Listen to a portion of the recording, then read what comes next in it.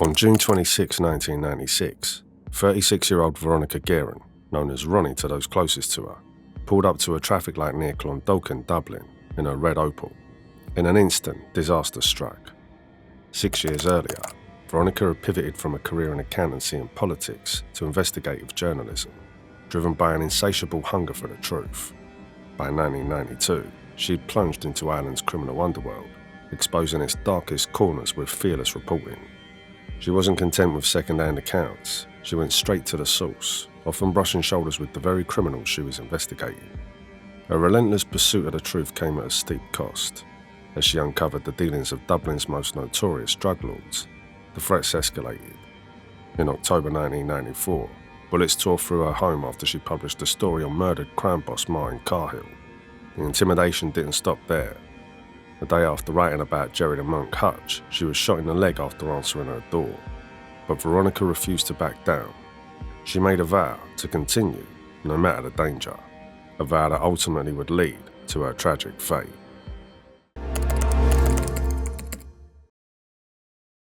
Peter Fatso Mitchell is one of Ireland's most infamous gangland figures, a key player in John Gilligan's drug empire, and the man who convinced Gilligan to enter the narcotics trade in the mid-1990s. Before long, Fatso became Gilligan's trusted lieutenant, helping to build Ireland's first multi-million euro drug operation. At the height of the ecstasy boom, he was a major supplier, flooding the streets with pills and cashing in on the rave culture. Mitchell grew up in Dublin's tough north inner city, a Summerhill kid who started out dealing cannabis and ecstasy. During this time, another soon-to-be notorious gangster, Brian the Tosser Meehan, was behind bars. When Fatso visited him in prison, he boasted about the money pouring in and promised Meehan a slice of the action once he was released. Meehan, in turn, was sharing a prison yard with John Gilligan, a career criminal looking for his next big move. Gilligan had the connections, especially through his associate John Traynor, and soon, the four of them had set up a ruthless and highly profitable drug empire. Gilligan and Traynor were the masterminds, handling the finances and major deals, while Fatso and Tosser were the foot soldiers, the ones making things happen on the streets. Between 1994 and 1996, the gang raked in a staggering 20 million euros, living large and partying hard. They were on top of the world, until Gilligan made a fatal mistake. He set his sights on journalist Veronica Guerin, and from that moment, everything began to unravel. In 1995, when Veronica Guerin confronted him about his lavish lifestyle, despite having no legitimate income, he lashed out, attacking her on the spot. But the violence didn't stop there. Later, he called her at home, delivering a chilling threat. He would kidnap and rape her soon before killing her if she dared write about him. But Guerin was fearless. On the eve of that fateful day in June 1996, Mitchell, Brian Meehan, and a handful of Gilligan's top men gathered at their distribution hub in the Green Man Industrial Estate. There, they branded a Colt Python revolver, a weapon that would change Irish history forever. The next afternoon, Veronica Guerin was behind the wheel of her red Opel Calibra and stopped at a red light on the outskirts of Dublin. She had no idea she was being hunted. A motorcycle carrying two men pulled up beside her. In a flash, a gunman raised a revolver and fired. 6 shots at point-blank range. She had no chance. The assassin sped off, leaving her slumped in the driver's seat, lifeless. The murder sent shockwaves around Ireland. It triggered the country's largest ever criminal investigation, leading to over 150 arrests and a brutal crackdown on organised crime. The government acted swiftly. Within a week, the Proceeds of Crime Act and the Criminal Assets Bureau Act was passed, giving authorities unprecedented power to seize assets bought with dirty money.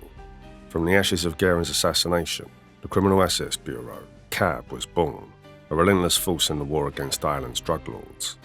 Her death was meant to silence the truth. Instead, it ignited a revolution.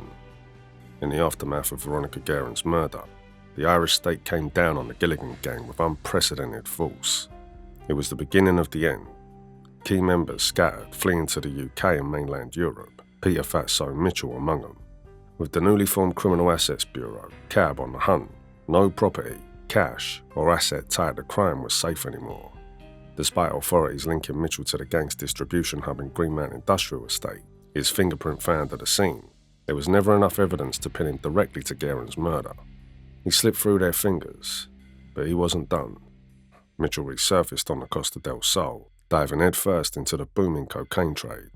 From a luxury villa in Puerto Banús, he carved out a place for himself as a major international drug supplier, rubbing shoulders with some of the most dangerous criminals in Europe. Many were UK-based kingpins, while others had deep ties to Ireland. He worked closely with George the Penguin Mitchell and kept in regular contact with John the Coach Trainer, who moved between the Netherlands and Margate on England's south coast. On the Costa, Mitchell was a heavyweight player. His influence became clear when he purchased Paparazzi, a bar just outside Puerto Banús. It quickly became a notorious meeting spot for drug gangs, including the Kinahans, back when they were still on the rise. Fat Freddie Thompson and his cousins Liam and David Byrne were regulars, often accompanied by their father James Jaws Byrne. Mitchell had escaped Ireland's crackdown, but in Spain he was thriving in an underworld that was only getting bigger, richer and deadlier. Around that time, Christy Kinahan Sr. had sent his sons to the Costa del Sol too, to expand their empire. But Christy wanted nothing to do with Mitchell, just as he'd kept his distance from John Gilligan. To him, men like Fatso were toxic, magnets for garner attention with their reckless violence. By then it was 2008. Fatso had already spent a decade cementing his position. He was confident, in peak shape, and living the high life in a lavish villa. While most of the old Gilligan gang were either dead or rotting in prison, Mitchell was thriving, arguably better than ever. He still maintained strong ties to Dublin's North Inner City, especially with childhood friends like Paddy Doyle. Doyle, a hitman for Fat Freddie Thompson during the brutal crumbling Drimner feud, had fled to Spain when the Gardaí closed in. Settling on the Costa, he moved between Fatso's operation and the rising Kinahan cartel until the cartel decided he was a liability. At the time, Mitchell was the undisputed Irish king of the Costa del Sol. The Kinahans, by contrast, were still up-and-comers, just one of many groups vying for dominance. They hadn't yet established the fearsome reputation they had later wielded. Paddy Doyle, though, was a marked man. Despite hanging around with Kinahan associates, Gary Hutch and Freddie Thompson, eating a gym together and drinking at Paparazzi, his reckless behaviour drew too much heat. He got involved in conflicts, made enemies, and in a world where power shifts swiftly, he became the first to be targeted. On February 4, 2008, Paddy Doyle sat in his black BMW SUV, Gary Hutch at the wheel and Freddie Thompson in the back seat. They'd just left the apartment complex where Hutch and Thompson lived and headed toward the gym. Doyle had no idea he was being led straight into a trap. As they pulled up to a crossroads, another car crept alongside them. In an instant, 5 gunshots ripped through the passenger window. Doyle, wounded but still alive, stumbled out of the SUV trying to flee. He barely made it a few steps before he collapsed to his knees. Pleading for his life, he looked up, only to be executed with 2 bullets to the back of the head. At first, rumours swirled that Russian gangsters were behind the hit, but the truth was far more brutal. Doyle had been betrayed by his own, the Kinahan cartel, and the men who set him up, none other than Gary Hutch and Freddie Thompson, his supposed friends. It was a calculated setup from the start. They had to cut the electricity to his apartment, knowing he'd reach out, restless as ever, and suggest a trip to the gym. As expected, he called them, and they went to pick him up. But the moment they hit the road, the plan was already in motion. When the ambush came, it was Eric Lucky Wilson who pulled the trigger.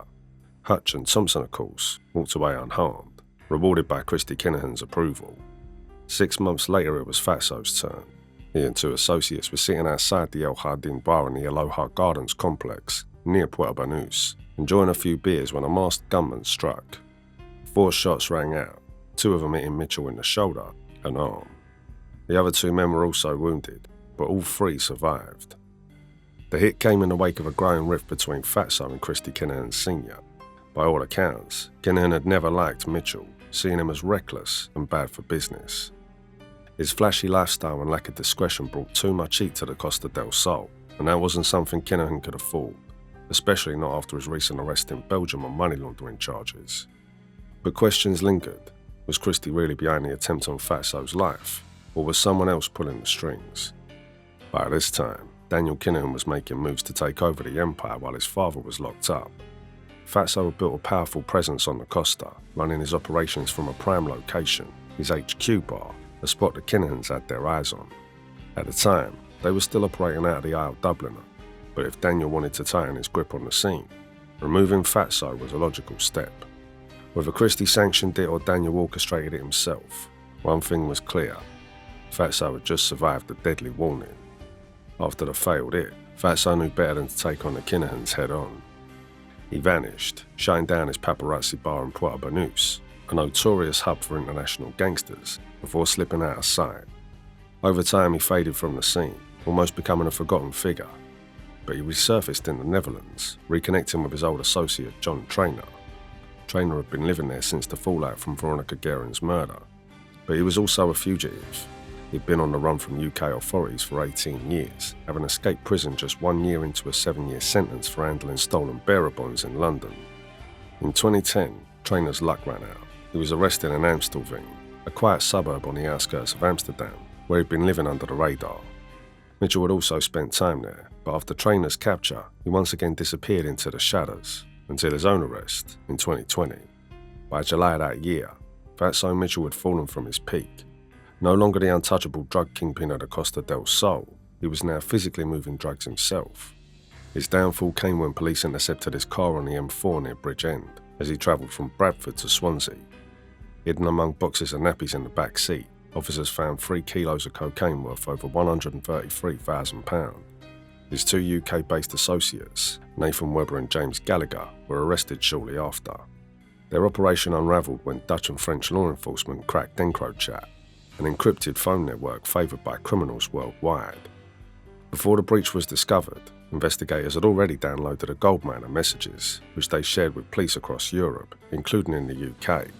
EncroChat intelligence exposed a massive cocaine trafficking ring, with Mitchell operating under the alias Gorilla Hawk, Webber as Cheeky Panda, and Gallagher as Diver Hawk. Their messages detailed drug shipments, prices per kilo, and delivery arrangements to addresses in Clydach, Morriston, and Port Talbot. One message even mentioned Colombian suppliers with 100 kilos of coke ready to go. Some of the packages smuggled into Swansea were branded with the Avengers logo, an underworld calling card. When Mitchell failed to show up at a scheduled drop-off, Webber and Gallagher began messaging each other in panic, suspecting he'd been arrested. And those messages were picked up after the EncroChat hack. After a 5-month period, their network trafficked an estimated 42 kilos of cocaine into Swansea, worth up to €2.1 million. Webber and Gallagher ran the Swansea end of the operation, with their own customer base and supply lines, but they also collaborated to secure the best deals.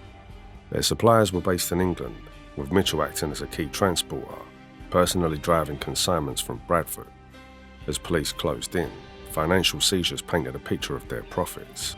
Officers discovered £25,000 in cash and £3,000 worth of silver bullion at Webber's own, while a search of Gallagher's attic uncovered a suitcase stuffed with £100,000. News of Fatso Mitchell's arrest was the first anyone heard of him in years, ever since he was forced to flee the Costa del Sol. For a long time he remained the last unaccounted for member of the once feared Gilligan gang. By 2022, Mitchell, along with his co-conspirators Webber and Gallagher, pleaded guilty and were each sentenced to 10 years in prison, the heaviest sentence Mitchell had ever received, despite his decades in organised crime. While locked up, Mitchell kept his head down, but word of his past spread among fellow inmates. Some, curious about his history, even shared the film Veronica Guerin, a crime thriller based on a journalist whose murder brought down the Gilligan gang. Then, in October 2024, after serving just 4 years of his 10-year sentence, Mitchell was released from HMP Prescourt, an open prison in South Wales. His early release came as part of a new Labour government policy aimed at reducing overcrowding in British jails. Under the programme, only prisoners convicted of non-violent and non-sexual offences were eligible, with those who had served at least 40% of their sentence being freed. Now, the big question remains, will the veteran mobster return to the game, or has he already? That was it for today's video. What are your thoughts on today's topic? Let us know in the comments, and don't forget to like the video and subscribe to our channel if you'd like to see our next videos.